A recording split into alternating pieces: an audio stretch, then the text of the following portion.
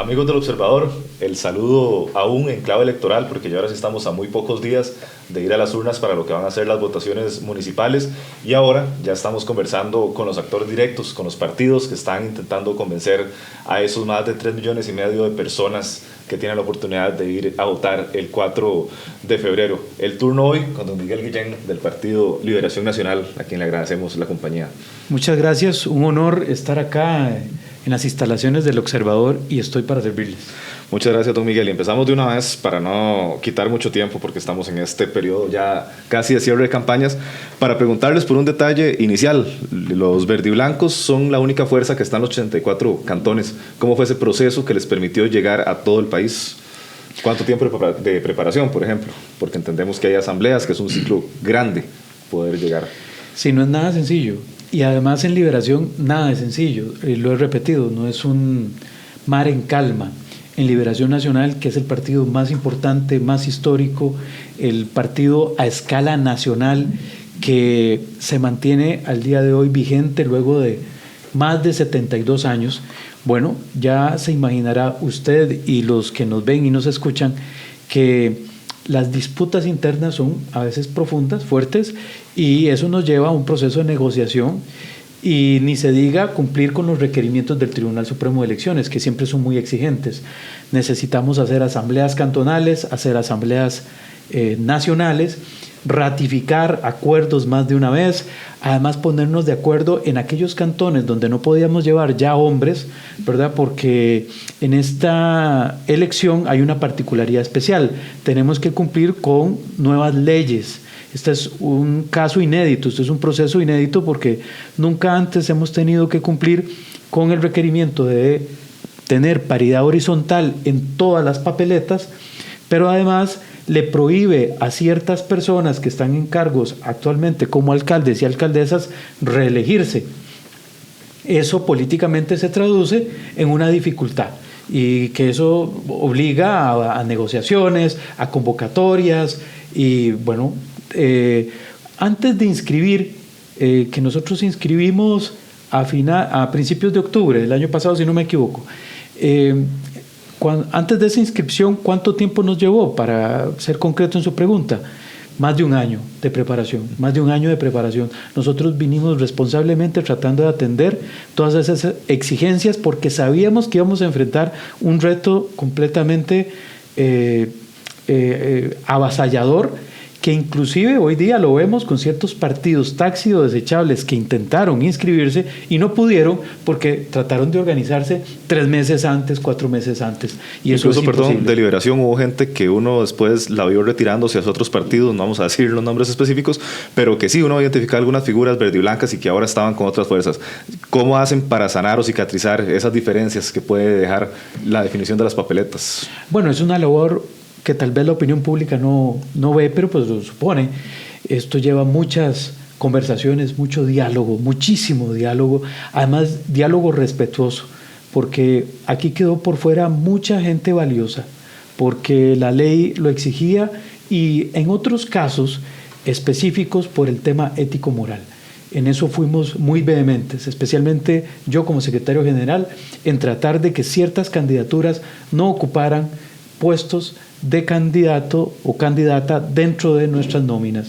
Y bueno, eso por supuesto que genera una serie de olas, resquemores. Lo más sencillo, costarricenses, lo más sencillo es ir en política repartiendo besos y abrazos y tratar de quedar bien con todo el mundo y no tener problemas.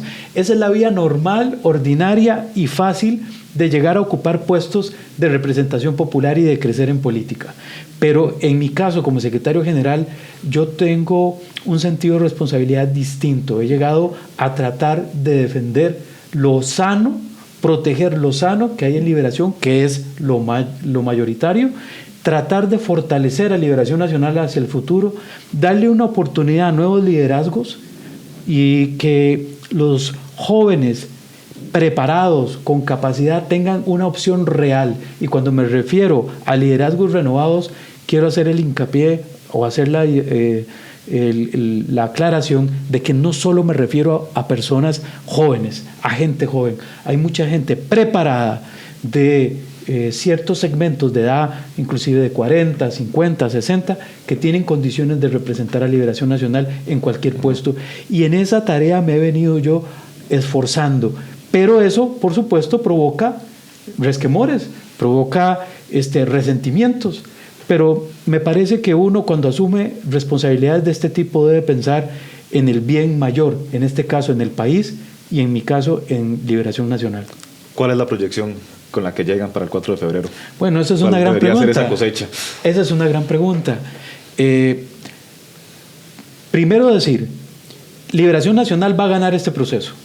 Ningún otro partido nos va a superar en cantidad de alcaldías, regidurías, sindicaturas, concejalías de distrito.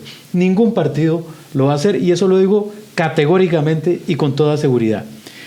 ¿Cuántos alcaldes? Supongo que es la pregunta. ¿Cuántas alcaldías ganaremos? Bueno, nosotros aspiramos como mínimo a obtener las 42 que obtuvimos en la última elección. Por supuesto que estamos haciendo un gran esfuerzo, en eso me he aplicado en las últimas horas de los últimos días para tratar de ampliar ese margen y, por supuesto, obtener una mayoría aún superior a ese número de 42. Okay. Por lo que uno ve en campaña, ¿ustedes sienten que Liberación es visto por los otros rivales como el enemigo principal a vencer? Por supuesto. No, ¿Y a qué se lo atribuyen? Nos ven así, nos han atacado así, además hemos visto, por ejemplo, con preocupación cómo ciertos partidos, si usted revisa cómo Liberación Nacional ha rendido cuentas ante el Tribunal Supremo de Elecciones en relación a sus finanzas y a cómo invertimos la deuda política, hemos sido completamente rigurosos. No hemos tenido ningún problema en ese sentido. Nos preocupa que otros partidos estén gastando cantidades ingentes de dinero y lo vemos de una manera muy sospechosa, porque mentira que la deuda les permite hacer una inversión de esa magnitud, sabiendo nosotros muy bien hasta dónde nos da el elástico. Y esa es una preocupación que tenemos. Hemos tenido muchísimo orden, hemos sido muy rigurosos y lo seguiremos haciendo para rendir cuentas claras ante el electorado una vez finalizado el proceso. ¿Cuánto puede llegar a costar una campaña municipal para dimensionar? Bueno, yo lo puedo hablar con toda claridad. Liberación Nacional, nosotros tuvimos que gestionar un crédito porque no tenemos dinero propio. Tuvimos que gestionar un crédito frente a un banco privado. Quisiéramos que la deuda política se pudiera tramitar con bancos del Estado. Lo mejor es que la deuda política dé vuelta, digámoslo en costarricense, dentro del aparato del sistema público financiero. Bueno, pero resulta ser que los bancos, la banca nacional no nos presta dinero a los partidos políticos para financiar. Solo nos lo financia los bancos privados. Y hemos optado por un crédito de 2.400 millones de colones. Eso es lo que nos va a costar la campaña. Y así la hemos venido tratando de financiar a duras penas, porque las necesidades siempre son más grandes. Tenemos más cantones que hace 4 años. Eso eleva los costos. También hemos levantado muchísimo el fervor del liberacionismo en participar, y en la medida que participan más liberacionistas, excede nuestras capacidades de movilización en carros, de combustible, de camisetas, de alimentación. Bueno, pero estamos tratando de enfrentar esa realidad. ¿Y esa campaña qué ha incluido? ¿Ustedes cómo la han enfocado? ¿A qué le han dado más prioridad, por ejemplo? Bueno, mire, las prioridades son muy claras. Primero, renovar. Y esto tiene que ver con un asunto que trasciende a Liberación Nacional. El país, la situación que vive el país hoy, requiere de nuevos liderazgos, de nueva visión. Los problemas que agobian a los costarricenses en educación, en salud, en infraestructura vial, en visión hacia el horizonte. Dejamos de ser ambiciosos en pensar en que Costa Rica podría ser un país, por ejemplo, de renta alta, para aislarme un poco de los términos técnicos, un país de primer mundo. Hemos dejado esas ambiciones de camino. Para poderlas retomar tiene que venir una nueva generación, y esa generación tiene que ser liderazgos nuevos, en parte jóvenes también, caras renovadas, preparadas. Tenemos a muchísimos costarricenses que se han formado en el extranjero y que no les damos oportunidad de participar en política en Costa Rica, además del desprestigio que ya de por sí significa estar en política. Entonces, Esa convicción nos ha llevado a implantar en Liberación Nacional un objetivo, renovación, que las caras que ya cansan, por favor den espacio, que las caras que ya tienen agotada a la opinión pública en Liberación Nacional den espacio a nuevos liderazgos. Ese es un tema. Otro, la participación de la mujer, fundamental. Para que las mujeres pudieran participar en mayor cantidad en este proceso, decidimos reducir significativamente la cuota de participación. Me refiero a el dinero que tenían que pagar para inscripción. Y por supuesto que pudieran participar con mayor holgura, porque sabemos que a las mujeres se les dificulta más la participación en política. Y logramos ese objetivo, logramos tener paridad horizontal y paridad vertical, que quiere decir que llevamos la misma cantidad de mujeres encabezando las papeletas y también llevamos la misma cantidad de mujeres en la composición total de la papeleta. Y el otro elemento, darle posibilidad a los jóvenes. A los jóvenes... Pero, ¿y a esos jóvenes a qué nos referimos? Porque tal vez con Liberación Nacional, por ser un partido más tradicional, uno se acordará de las familias que tienen esa tradición de votar por el partido, pero ¿cómo se han mantenido o cómo ustedes atraen a una persona joven a un partido que ya vamos más adelante a hablar también sobre las leyendas que se le han tejido alrededor, sobre algunas críticas que tiene? Hay una gran cantidad de gente joven en Liberación Nacional que no ha tenido oportunidad. La gran variante en este caso fue que les dimos oportunidad porque primero no les cobramos inscripción, del todo no les cobramos inscripción. Llevamos más de 2,000 jóvenes dentro de nuestras papeletas en todo el país con oportunidades de ser electos, reales, oportunidades reales de ser electos. Ya hay un cambio revolucionario internamente. ¿Cómo hemos tratado de que los jóvenes se acerquen a Liberación Nacional? Precisamente diciéndoles, hay una posibilidad de cambiar la realidad del país. No hay joven en este país que no piense en que la realidad debe cambiar, debe mejorar. Por ejemplo, cuando vemos los índices de pobreza, cuando vemos que los niños salen de la escuela sin saber leer, ni escribir, ni tener comprensión de lectura, cuando vemos las dificultades que tienen los jóvenes cuando piensan en su futuro con relación a sus pensiones, cuando vemos las debilidades en la caja, bueno, todo joven sueña o es idealista y en alguna medida revolucionario, y bueno, hemos tratado de decirle, los partidos políticos siguen siendo una herramienta eficaz para el cambio social y Liberación Nacional es el partido que ha hecho cambio social en este país. Lo hemos demostrado por más de 72 años. Han habido situaciones especiales y que por el comportamiento de algunos compañeros y compañeras hemos sido vehementes y categóricos en que no puede participar gente con cuestionamientos graves en política, por ejemplo. Bueno, yo creo que los jóvenes eso lo ven con buenos ojos.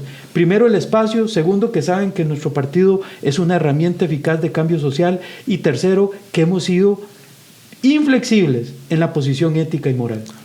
Y a la hora ya de estar en el trabajo de calle, en el trabajo de campaña, ¿quién es más difícil de rival? ¿Los partidos nacionales o los partidos locales que también han tomado mucha fuerza en los procesos municipales? Habría que ver cada caso en concreto, porque cada cantón es una realidad específica. Pero digamos que hoy mayoritariamente nos enfrentamos a los cantones, a los partidos cantonales. Podría decir que el gran reto es vencer a los partidos cantonales.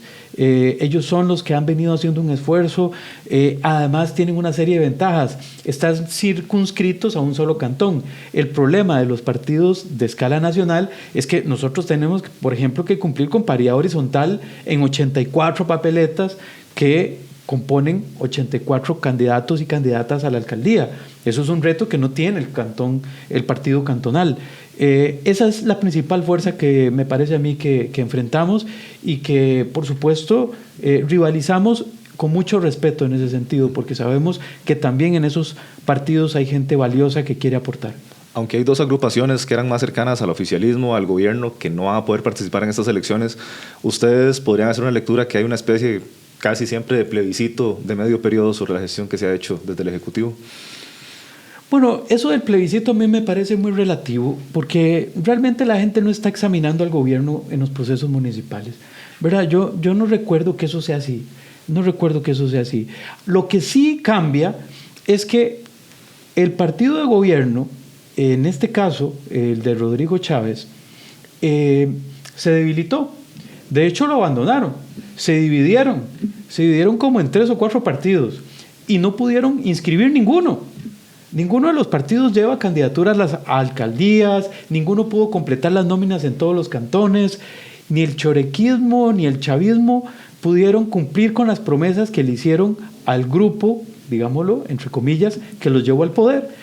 Y eso demuestra una gran debilidad de organización. Si no pueden organizar un partido político, mucho menos pueden organizar y poder dar soluciones a un país. La política es una serie de elementos y dentro de esos elementos compone una fuerza social que apoye las gestiones de gobierno. Ellos no las tienen, es muy disperso. Yo veo al presidente cada vez peor, con una actitud todavía inaceptable, por ejemplo, cuando se refiere a las mujeres como a doña Marta Acosta, como a doña Laura Chinchilla. El presidente Rodrigo Chávez no tiene la altitud de miras ni tiene el lenguaje correcto para referirse a sus detractores, siempre lo hace de una forma violenta, inaceptable. Es un caso inédito, nunca hemos tenido un presidente que sea tan irrespetuoso y además que cada semana provoque un disturbio en el debate nacional para distraer a la opinión pública de los verdaderos problemas nacionales. Y dentro de ustedes mismos como Liberación, ¿evalúan también que esto puede ser una prueba luego de 3 campañas que no les han sido favorables? En Liberación todo siempre es una prueba, porque siempre el ojo está puesto sobre nosotros. El ojo siempre está puesto sobre nosotros y sabemos que esto es una prueba interna muy importante. Primero, y quiero insistir y retomar un punto, si Liberación Nacional no da el paso de permitir una revolución interna, ética, moral, profunda, un autoexamen autocrítico, donde nosotros no permitamos que personas cuestionadas por crimen organizado, por narcotráfico, estén en el partido y sean militantes, y mucho menos que ocupen cargos de elección popular, por ejemplo, o cargos en administración pública. O sea, si no llegamos a ese punto, Liberación Nacional no estaría respondiendo a las exigencias que presenta el siglo XXI. Ese es un elemento. El otro elemento es que Liberación Nacional ciertamente no ha estado en gobierno en los últimos 3 periodos. Hemos perdido esas elecciones y las hemos perdido por falta de coherencia. No hemos sido coherentes en el discurso y en la acción política. Hemos dicho una cosa y después hacemos otra. Y yo creo que definitivamente esta nueva generación que debe liderar a Liberación Nacional en el siglo XXI y frente a los desafíos que plantea el país en este momento, debe ser coherente. Si nosotros defendemos una posición en el discurso, en el gobierno tenemos que defenderla. Hemos visto como en diferentes campañas hemos tenido posiciones, llamémoslas desde el punto de vista progresistas, y de pronto, a media campaña, se toman posiciones conservadoras. Eso el electorado lo ha cobrado y caro. Ok, y de cara al 2026 le consulto porque, por ejemplo, don Rodrigo Arias decía que para pensar en una reelección de él como presidente legislativo había que esperarse primero qué va a pasar ahora con municipales. Estamos apenas en el 2024, pero ¿cómo se empieza a ver ese 2026? ¿Qué empieza a reflejarse? ¿Qué indicadores podemos obtener este año? Me gustaría tener esa conversación con usted una vez pasada la elección del 4 de febrero, pero puedo adelantar algunas cosas. ¿Qué espero yo para el 2026? Un partido fresco, con liderazgos frescos, convincentes, con liderazgos preparados, renovados, gente que llegue a convencer realmente al costarricense de que hay un proyecto, de que hay una ilusión, de que hay una verdadera esperanza que podemos construir colectivamente. El tejido social de la esperanza en Costa Rica se despedazó. Ya dejamos de ser costarricenses ilusionados para pasar a ser costarricenses decepcionados, frustrados, sin optimismo. Y bueno, Liberación Nacional, aspiro yo a que sea la nueva fuerza que impulse ese optimismo en el país y que nos pueda dar ese cambio. Yo quisiera además aprovechar para hacer una solicitud a todos aquellos que están pretendiendo una precandidatura en Liberación Nacional en este momento y que en alguna medida han tomado acciones para adelantar la convención, que sostengan ese impulso y que nos permitan al partido, a las autoridades del partido, poder gestionar a lo interno algunas reformas muy necesarias en el estatuto y principalmente, en mi caso debo decirlo, en el código de ética. Necesitamos reforzar el código de ética, pero si se adelanta la campaña interna, si se desatan los fuegos internos y los combates internos, no va a ser posible llegar a acuerdos importantes en materia ética y que implican, como digo, una reforma profunda de nuestro código, inclusive del código electoral, porque la verdad sea dicha, el código electoral costarricense vigente es débil a la hora de darle a los partidos políticos herramientas suficientes para poder filtrar aquellas candidaturas que no deberían ir en papeleta por cuestionamientos graves. Y a nivel de estatuto, ¿qué cambios estarían moviéndose dentro de la elección? Principalmente el de ética. Yo quisiera concentrar el de ética. Aspiro a otras cosas. Por ejemplo, necesitamos modernizarnos en la representación que tenemos en los diferentes órganos, por ejemplo, en las asambleas cantonales y nacionales. Nosotros quisiéramos ver a otros sectores representados en el partido. Hay sectores que se han venido quedando. Nosotros tenemos una visión, se quedó plasmada ahí en el estatuto y se quedó plasmada en la normativa interna, una visión que ya no corresponde a la realidad de la fragmentación que tiene hoy el país. Hoy el país está más fragmentado. Aquella lógica con la que se construyó el actual estatuto pensaba en cámaras, pensaba en sindicatos, etcétera. Bueno, ya sabemos, los costarricenses, que los sindicatos no representan suficientemente a, por ejemplo, a los educadores. Muchos educadores se han salido de los sindicatos, ya no se sienten representados por ellos y han sido parte de otras organizaciones de la sociedad civil. Bueno, necesitamos darle participación a esos inclusive colectivos, microcolectivos, a los movimientos sociales. Por ejemplo, hay muchos movimientos sociales que merecen tener representación política dentro de los partidos y hacia ahí quisiera yo que se provocara una reforma profunda. Además, tiene que haber una reforma en cuanto a nuestra dirección ideológica. Nosotros tenemos que pensar el siglo XXI de forma distinta. La socialdemocracia que pensó don Pepe, que pensó don Chico, que pensó don Daniel, no es la misma socialdemocracia que va a resolver los problemas del siglo XXI.